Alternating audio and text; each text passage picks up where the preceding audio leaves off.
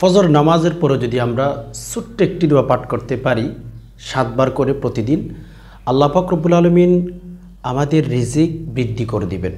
আমাদের ইলমের মধ্যে আল্লাহ তাআলা, আমাদের জ্ঞানের মধ্যে আল্লাহ তাআলা বারাকা দান করবেন।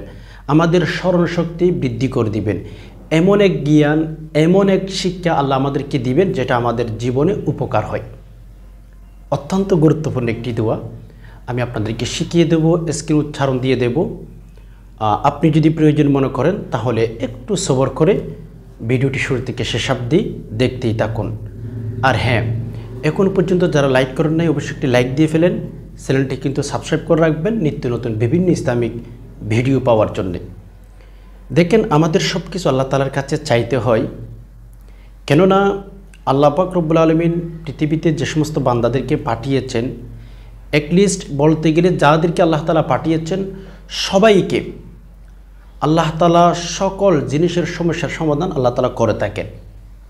আল্লাহ নিজে সকল সমস্যার সমাধান করে থাকেন। আপনি আমি অভাবের মধ্যে পড়ে গেলাম, ঋণগ্রস্ত হয়ে গেলাম, আমরা যদি চাওয়ার মতো চাইতে পারি আল্লাহ তাআলার কাছে, রব্বে কাবার কসম আল্লাহ তাআলা আমাদেরকে কখনো ঠকাবেন না। আল্লাহ পাক রব্বুল আলামিন আমাদেরকে এমনভাবে দিবেন আমরা কখনো চিন্তাও করতে পারবো না। আল্লাহর কাছে চাইতে হয়, আল্লাহর কাছে চাইলে আল্লাহ দিবেন, আল্লাহর কাছে না চাইলে আল্লাহ আমাদেরকে কখনো দিবেন না। ওকে, তো যেটা আমি আপনাদেরকে বলতে চাচ্ছি সেটি হচ্ছে, দেখেন, এই পৃথিবীতে যারা কাজ করে, বিভিন্ন মানুষ বিভিন্ন পেশায় লিপ্ত। একটু আমি আপনাকে চিন্তার জগতে নিয়ে যাচ্ছি। সারা জগতের মানুষগুলোকে যদি আল্লাহ তাআলা বন্টন করে না দিতেন, দেখেন সারা পৃথিবীতে কত মানুষ বসবাস করে। আচ্ছা, আপনি যদি একটু চিন্তা করেন আল্লাহ পাক রব্বুল আলামিন কি কত সুন্দর পদ্ধতি করে রেখেছেন। কোন ব্যক্তি কি কাজ করবে, এই ব্যক্তি কি কাজ করবে, ওই ব্যক্তি কি কাজ করবে, এই সিস্টেমটা যদি, এই পদ্ধতিটা যদি আল্লাহ পাক রব্বুল আলামিন করে নাই দিতেন, তাহলে মানুষ যদি নিজে এই কাজগুলো বন্টন করতেন তাহলে পৃথিবীর শৃঙ্খলা কখনো সুন্দর হইতো না। একজন রিকশার উপর বসবে, আরেকজন রিকশা চালাবে, সুবহানাল্লাহ। একজন ব্যক্তি অফিসের ম্যানেজার হবে, আরেকজন ব্যক্তি কর্মচারী হবে। এইভাবে আল্লাহ পাক রব্বুল আলামিন দুনিয়ার নিজাম সিস্টেম করে রেখেছেন। কার রিজিক কোথায় রেখেছেন, কে কিভাবে খাবার সংগ্রহ করবে, কে কোন জায়গাতে চাকরি করবে, কাকে কিভাবে আল্লাহ পাক রব্বুল আলামিন রিজিক দিবেন, সব কিছু কিন্তু আল্লাহ পাক রব্বুল আলামিন ব্যবস্থা করে রেখেছেন। আমাদেরও চাইতে হবে আল্লাহ পাকের কাছে, শুধুমাত্র আমরা আল্লাহ পাকের কাছে চাইব, আর কখনো কোনো ব্যক্তির কাছে আমরা চাইব না। রাসূলুল্লাহ সাল্লাল্লাহু আলাইহি সাল্লামের পদ্ধতিতে আমাদের কিন্তু আল্লাহ তাআলার কাছে চাইতে হবে। নবীজি যেই পদ্ধতি শিখিয়ে দিয়েছেন ওই পদ্ধতিতে আল্লাহর কাছে আমাদের চাইতে হবে। আর আল্লাহ তাআলা যেই পদ্ধতি আমাদেরকে শিখিয়ে দিয়েছেন ওই পদ্ধতিতে যদি আমরা নাই চাই, আমরা কখনো আমাদের কিছু পাবো না।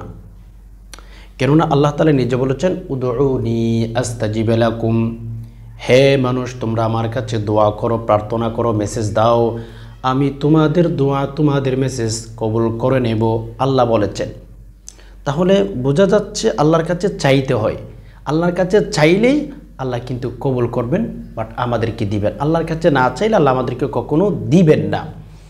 এজন্য আসুন আমরা বেশি বেশি আল্লাহ তাআলার কাছে দোয়া করি, প্রার্থনা করি, মেসেজ করি যে হে আল্লাহ, আমি খুবই অভাবের মধ্যে পড়ে গেলাম, আমি কিন্তু টাকা নিয়ে, পয়সা নিয়ে, রিজিক নিয়ে অনেক কষ্টের মধ্যে আছি, আমাদের আল্লাহ যা যা প্রয়োজন আপনি দেন। যে কোনো জিনিসের জন্য, যে কোনো প্রয়োজনের জন্য আমাদের উচিত আল্লাহর কাছে বলা। আমি তো একটা কথা আপনাদেরকে অনেকবার বলেছিলাম, এমন এক বুজুর্গ পৃথিবীতে ছিল, রাস্তার পাশে বসে আছে, রাস্তার পাশে সে ঘুমিয়ে আছে। তো দেশের রাজা হঠাৎ করে একদিন সেদিক দিয়ে যাচ্ছিল, তাকে বলতেছিল, ভাই আপনি তো মনে হচ্ছে পাগল, আপনার শরীরের দেখা যাচ্ছে বিভিন্ন অঙ্গ প্রত্যঙ্গগুলো পচে যাচ্ছে, বিভিন্ন সাইডগুলো দেখা যাচ্ছে রোগ আক্রান্ত হয়ে গেছে, হাত পচে যাচ্ছে, পা পচে যাচ্ছে। ভাই আমি কি আপনাকে একটা ঘর বানিয়ে দেব? চিন্তা করেন, মানুষ যাকে যেভাবে আল্লাহ পাক রব্বুল আলামিন রাখতে চান ওইভাবেই থাকেন। আর আল্লাহ পাক রব্বুল আলামিনের কাছে যদি কোনো বান্দা তাওয়াক্কুল করতে পারে, আল্লাহর উপর যদি ভরসা রাখতে পারে, ওই ব্যক্তি কখনো কষ্টের মধ্যে থাকে না। তো যাই হোক, ওই ব্যক্তিকে জিজ্ঞেস করা হয়েছে, ভাই আপনাকে একটা ঘর বানিয়ে দেব, আপনি কেমন আছেন, আপনার শরীরটা দেখতে কেমন জানি দেখাচ্ছে। ওই লোক বলতেছিল, না ভাই, আমার আল্লাহ আমাকে যেভাবে রাখতে পছন্দ করেন, আমার আল্লাহ আমাকে ওইভাবে রেখেছেন, এখানে চিন্তার কোনো কারণ নাই। আমার আল্লাহ আমাকে যেভাবে রেখেছেন আমি তাতে আলহামদুলিল্লাহ। যে কোনো ব্যক্তি, যে কোনো মানুষ, আপনাকে যদি আমি বলি, যে কোনো ব্যক্তি, যে কোনো মানুষের কথা বলেন না কেন, আপনি যদি সুখী থাকতে চান, বেশি জিনিসের লোভ করার কোনো প্রয়োজন নেই। অল্প জিনিসের উপর সন্তুষ্ট থাকেন, অল্প জিনিস পেয়ে আপনি কিন্তু সুখী হয়ে যাবেন, অল্প জিনিস পাবেন। কেন কেন বলতেছি জানেন? অল্প জিনিসের উপর যদি আপনি সন্তুষ্ট থাকেন, আপনার আর লাইফ নিয়ে অভিযোগ থাকবে না, ডিপ্রেশন, দুশ্চিন্তা এগুলো থাকবে না। এজন্য আসুন আল্লাহ পাক রব্বুল আলামিনের কাছে বেশি দুনিয়াবি জিনিস চাইয়েন না। কেননা রাসূলুল্লাহ সাল্লাল্লাহু আলাইহি ওয়াসাল্লাম বলেছেন, এই বনি আদমের পেটটা এমন এক পেট, আমাদের পেটটা চামড়ার পেট, দেখতে ছোট। হ্যাঁ, সত্য কথা। নবী আলাইহিস সালাতু ওয়াস সালাম বলেছেন, হে দুনিয়ার মানুষ, যদিও তোমাদের পেটটা দেখতে ছোট, কিন্তু দুনিয়াবি যা তোমরা চোখ দিয়ে দেখো, যে সমস্ত মানুষ লোভী আছে, লোভী, মানুষের উপর অত্যাচার করে খাই, মানুষের উপর জুলুম করে খাই, নবী আলাইহিস সালাতু ওয়াস সালাম বলেছেন, যদিও তোমরা দেখতেছো তোমাদের পেটটা একেবারে ছোট, তোমাদের পেটটা একেবারেই ছোট, কিন্তু তোমাদের ওই পেটটা কখনো পরিপূর্ণ হবে না। তোমাদেরকে যদি সব দুনিয়ার সকল জিনিস দেওয়া হয়, এরপরেও তোমরা চাইতে থাকবে, একটা লাগবে আরেকটা লাগবে, এইভাবে তোমরা কিন্তু চাইতে থাকবা, তোমাদের পেটটা কখনো পরিপূর্ণ হবে না। এজন্য আসুন আমরা যদি আল্লাহ পাক রব্বুল আলামিনের কাছে দোয়া করি, প্রার্থনা করি, মেসেজ দিয়ে থাকি যে হে আল্লাহ, আমি দুনিয়াবি জিনিস বেশি চাই না, আমার যতটুকু প্রয়োজন, যতটুকু থাকলে আল্লাহ আমি সুন্দরভাবে খাইতে পারবো, মানুষের কাছে চাইতে হবে না। আল্লাহ গো, আপনি আমাকে সেই পরিমাণ সম্পদ দান করেন। এইভাবে আমাদের উচিত আল্লাহ তাআলার কাছে চাওয়া। আমাদের পেটটা দেখতে ছোট, কিন্তু আমাদের এই পেটটা কখনো পরিপূর্ণ হবে না। এজন্যতে দেখা যাচ্ছে অনেক মুরব্বীদেরকে অবস্থা, এমন অবস্থায় দেখা যায় দাড়ি সাদা হয়ে গেছে, দাঁতগুলো পড়ে যাচ্ছে, মাথার চুলগুলো সাদা হয়ে যাচ্ছে, ভালো করে হাঁটতে পারছে না। কিন্তু এরপরেও দেখা যায় ওই ব্যক্তি, ওই দাদা দুনিয়াবি লোভ এখনও ছাড়তে পারে নাই। চায়ের দোকানে বসে বসে তার সন্তানের গল্প করে, তার একটা সন্তান ইউরোপে আছে, সৌদি আরব আছে, মালয়েশিয়া আছে, ওই ব্যক্তি লম্বা লম্বা গল্প করে, কিন্তু বোঝা যাচ্ছে গল্প করার কারণে ওই ব্যক্তি এখনো পর্যন্ত দুনিয়াবি জিনিস ছাড়তে পারে নাই, দুনিয়াবি লোভ ছাড়তে পারে নাই। এখনো পর্যন্ত ওই ব্যক্তির অন্তরের ভেতরে দুনিয়ায় আর দুনিয়ায়। ও মেরে দোস্ত, আমি আপনাকে বলি, দেখেন আমি হাদিসের কিতাব থেকে বলছি, নবী আলাইহিস সালাতু ওয়াস সালাম বলেছেন, মানুষ যত বৃদ্ধ হয় তত বেশি দুনিয়াবি জিনিসের লোভ বেড়ে যায়। এটাই সত্য। এজন্য আসুন আমরা কখনো জীবনে আমরা দুনিয়াবি জিনিসের জন্য বেশি লোভ করব না। আল্লাহ নিজে কোরআনুল কারীমের মধ্যে ইরশাদ করেছেন, লা ইন শাকারতুম লাযীদান্নাকুম ওয়া লা ইন কাফারতুম ইন্না আযাবী লাশাদীদ। আল্লাহ বলেন, বান্দা তোমাদের যা আছে শুকরিয়া আদায় করো, আমি আল্লাহ তোমাদের সেই রিজিকের উপর আরও রিজিক দেব, আরও বৃদ্ধি করে দেব, আরও বাড়াইতে থাকব। কেবলমাত্র শুধুমাত্র আল্লাহ পাক রব্বুল আলামিনের কাছে চাইতে হবে। আল্লাহ পাক রব্বুল আলামিনের কাছে যদি চাওয়ার মতো চাইতে পারি, কসম খোদা আল্লাহ আমাদেরকে দিবেন দিবেন দিবেন। এজন্য দুনিয়াবি জিনিস বেশি চাইয়েন না, অনেক মানুষ আছে রাত দিন 24 ঘন্টা শুধু দুনিয়ায় চাইতে থাকে, ব্যবসা বাণিজ্য করতে থাকে, সারা দিন মিলে 5 ওয়াক্ত যে নামাজ 24 ঘন্টার ভেতরে আল্লাহ আমাদেরকে 5 ওয়াক্ত নামাজ ফরজ করে দিয়েছেন, এই নামাজ কিন্তু অনেকে পড়ি না, ঠিক না? 5 ওয়াক্ত নামাজ আল্লাহ পাক রব্বুল আলামিন আমাদের উপর ফরজ করে দিয়েছেন, কিন্তু আমরা 5 ওয়াক্ত নামাজ পড়তে পারি না। আমরা আছি দুনিয়া নিয়ে, আমরা আছি ওই নিয়ে, আমরা আছি সেই নিয়ে, ওইভাবে কিন্তু আমরা পড়ে থাকি। না না, আমরা সব সময় আল্লাহর কাছে শুকরিয়া আদায় করব, দুনিয়া নিয়ে পড়ে থাকলে হবে না। অনেক মানুষদেরকে দেখা যায়, কসম খোদা অনেক মানুষ আছে পৃথিবীতে সকাল থেকে বিকাল পর্যন্ত দোকান খুলে বসে থাকে, সকাল থেকে বিকাল পর্যন্ত দোকান খুলে কাস্টমার দিকে তাকিয়ে থাকে। কেন? তার কাস্টমার কমে গেছে নাকি বাড়তেছে, বেচা বিক্রি বেশি হচ্ছে নাকি কমে গেছে, ওইদিকে খেয়াল করে। কিন্তু একটু যদি দোকানের মধ্যে কাস্টমার কমে যায়, চিন্তায় পড়ে যায়, হাই হাই আমার ছেলে মেয়ে কী খাবে, আমি কী খাবো, এই চিন্তার মধ্যে পড়ে থাকে। আমি যদি বলি ওই ব্যক্তি 5 ওয়াক্ত নামাজ কিন্তু ছেড়ে দিতেছে, 5 ওয়াক্ত নামাজ কিন্তু পড়তেছে না, অথচ ওই ব্যক্তির কোনো ধরনের টেনশন নাই, কোনো ধরনের চিন্তা নাই, শুধুমাত্র কেবলমাত্র ওই যে দোকানে কাস্টমার চলে গেছে ওই চিন্তাই সারাদিন পড়ে থাকে।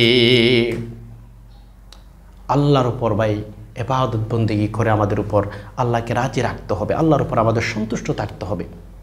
ওকে, তো যাই হোক, সম্মানিত দিনী ভাই বোন, আমি একটু দোয়ার কথা আপনাদেরকে শিখিয়ে দেব। প্রতিদিন ফজর নামাজের পরে দোয়াটি 7 বার করে পাঠ করবেন। আল্লাহ তাআলা আপনাকে হালাল রিজিক দিবেন, পিওর খাবার দিবেন। কেননা জানেন, আল্লাহ নিজেও বলেছেন যে বান্দা, যখন তোমরা আমার কাছে দোয়া করবা জান্নাতুল ফিরদাউস চাইবা, বেশি জিনিস চাইতে হবে। আল্লাহ আমাদেরকে কম চাওয়ার জন্য বলেন নাই, বেশি সর্বোচ্চ জিনিস যেটা সেটা আমাদেরকে চাওয়ার জন্য আল্লাহ তাআলা বলেছেন। ওকে, তেমনিভাবে আমি আপনাদেরকে বলবো, আমরা যখন দোয়া করব, রিজিক চাইব, আল্লাহ তাআলার কাছে চাইব যে হে আল্লাহ, আপনি আমাদেরকে পবিত্র খাবার দেন, পবিত্র রিজিক দেন। এই দোয়াটি আমাদের চাইতে হবে বা আল্লাহর কাছে বলতে হবে। আপনি যা পেয়েছেন তা খেয়েছেন, এটা কিন্তু হিসাব হবে। কোরআনুল কারীমের আয়াত, আল্লাহ পাক রব্বুল আলামিন বলেছেন, ফামান ইয়ামাল মিসকালা যাররাতিন খায়রান ইয়ারা ওয়া মান ইয়ামাল মিসকালা যাররাতিন শাররান ইয়ারা। আল্লাহ তাআলা বলেছেন, হে দুনিয়ার মানুষ, তোমরা শোনো, তোমাদের 60 বছর 70 বছর হায়াতের জিন্দেগিতে কখন কোন সময় কী কাজ করতেছো, এগুলোর কিন্তু হিসাব দিতে হবে। তাহলে বোঝা যাচ্ছে যে কোনো খাবার পেয়েছেন খাওয়া যাবে না, যে কোনো পদ্ধতিতে টাকা ইনকাম করলে হবে না, যে কোনো সিস্টেম আপনি টাকা ইনকাম করেন সেটাও হবে না। আল্লাহ পাক রব্বুল আলামিন আমাদের কাছ থেকে হিসাব চাইবে যে বান্দা কিভাবে ইনকাম করলি, কিভাবে খরচ করলি, কোথায় গেলি, কোথায় না গেলি। এটি কিন্তু আল্লাহ পাক রব্বুল আলামিনের কাছে আমাদের হিসাব দিতে হবে। এই জন্য আমরা যখন আল্লাহর কাছে দোয়া করব, টাকার জন্য দোয়া করব, খাবারের জন্য দোয়া করব, আমি বলবো আল্লাহর কাছে দোয়া করার সময় আপনি দোয়া করবেন, আমি দোয়া করব যে হে আল্লাহ, আপনি আমাদেরকে খাবার যেগুলো দিবেন, রিজিক যেগুলো দিবেন, সেগুলো যেন হয় হালাল খাবার হয়, পবিত্র খাবার হয়। এজন্য তো আল্লাহ রসুল সাল্লাল্লাহু আলাইহি ওয়াসাল্লাম শিখিয়ে দিয়েছেন, বান্দা তোমরা আল্লাহর কাছে যখন দোয়া করবা, পবিত্র রিজিকের জন্য, পবিত্র খাবার জন্য আল্লাহর কাছে দোয়া করবা। তোমাদের যদি খাবার ঠিক হয়, তোমাদের রিজিক যদি ভালো হয়, পবিত্র হয়, তাহলে আল্লাহ পাক রব্বুল আলামিন বলেন, বান্দা তোমাদের সন্তান সন্ততি ভালো হবে, নেককার হবে, দিনদার হবে। এখন তো বড় সমস্যা হচ্ছে আমাদের খাবার ঠিক নাই, আমরা হারাম খেয়ে থাকি, যার কারণে আমাদের সন্তান যেগুলো হয়ে থাকে সেগুলো বড় হতে না হতে আমাদের মা বাবার দিকে কিন্তু চোখ বড় করে তাকাই, আমাদের মা বাবার সাথে বিয়াদবি করে, ঠিক না? আমাদের খাবারগুলো হারাম হওয়ার কারণে, আমাদের রিজক হারাম হওয়ার কারণে আমাদের সন্তানগুলো তিলে তিলে ধ্বংস হয়ে যাচ্ছে।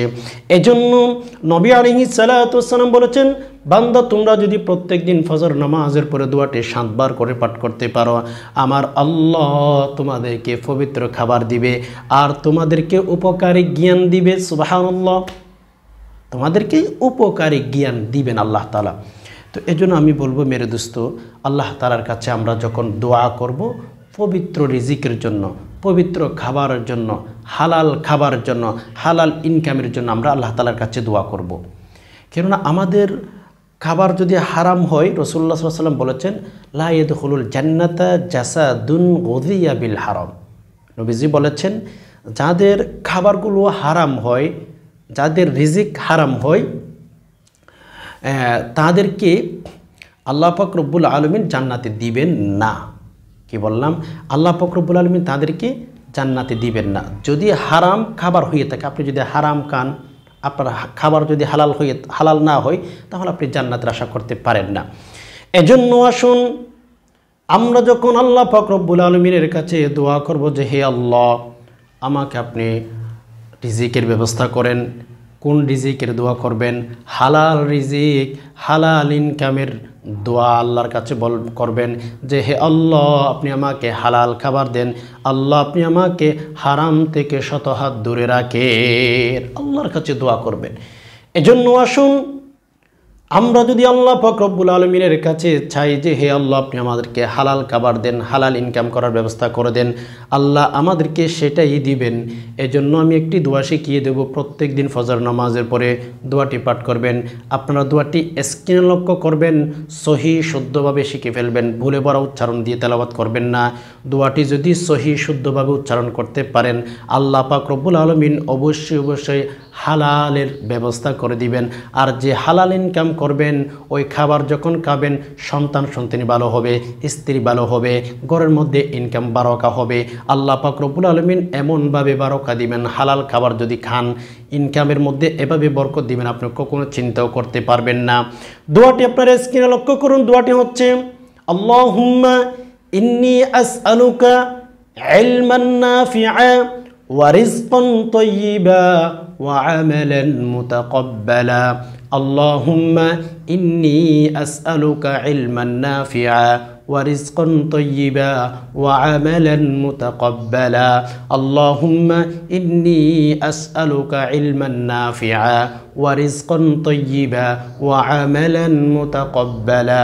আল্লাহুম্মা ইন্নী আসআলুকা ইলমান নাফিআ। হে আল্লাহ, আপনি আমাকে উপকারী জ্ঞান দান করুন। সুবহানাল্লাহ।